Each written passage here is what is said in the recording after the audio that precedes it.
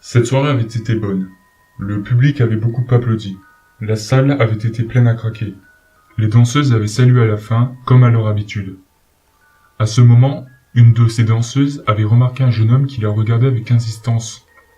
Intéressée, elle lui avait adressé un clin d'œil.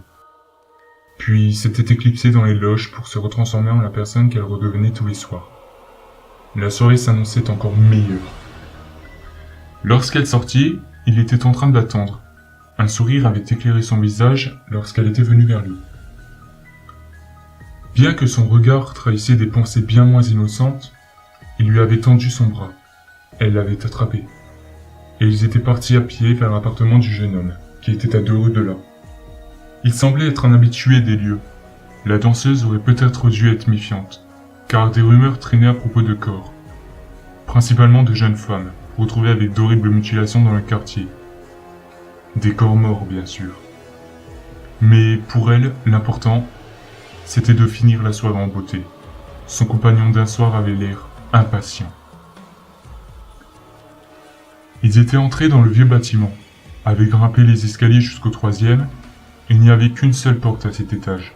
L'appartement qu'elle dissimulait était plutôt petit. Le lit trônait au centre de la pièce. Quelques bougies étaient allumées. Le jeune homme avait visiblement prévu de terminer la soirée ainsi. Parfait, il allait être servi.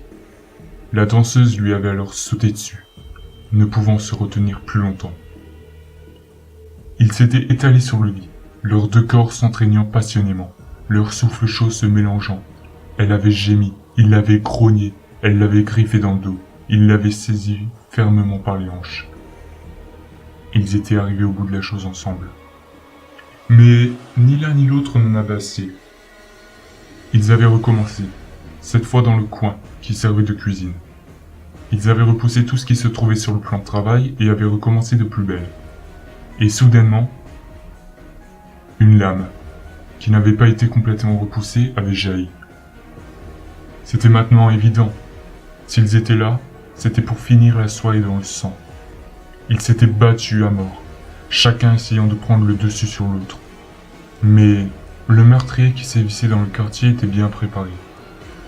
Les coups de couteau avaient plu, le sang avait jailli, et lorsque le dernier souffle de vie s'était échappé du corps encore chaud de la folle nuit qu'il venait d'avoir, un rire sinistre s'était fait entendre. Le lendemain, ça avait été la concierge qui avait découvert le corps. La police était rapidement arrivée sur les lieux et avait rapidement conclu qu'il s'agissait du même serial killer que celui qui avait laissé les autres corps retrouvés maintenant presque quotidiennement. Des incisions avaient été pratiquées post-mortem. Comme si le meurtre n'avait pas été suffisant, comme si les pulsions meurtrières avaient eu besoin d'exprimer leur splendeur dans l'horreur, des blessures que le meurtrier avait infligées. À la fin de la journée, après avoir terminé son travail dans l'appartement, la police avait quitté les lieux. Le cadavre du jeune homme avait été évacué beaucoup plus tôt pour être remis au légiste. Cette soirée avait été bonne. Le public avait beaucoup applaudi. La salle avait été pleine à craquer. Les danseuses avaient salué à la fin comme à leur habitude. À ce moment, elle avait remarqué un jeune homme qui la regardait avec insistance. Intéressée, elle lui avait adressé un clin d'œil. Puis s'était éclipsée dans les loges pour se retransformer en la personne qu'elle redevenait tous les soirs.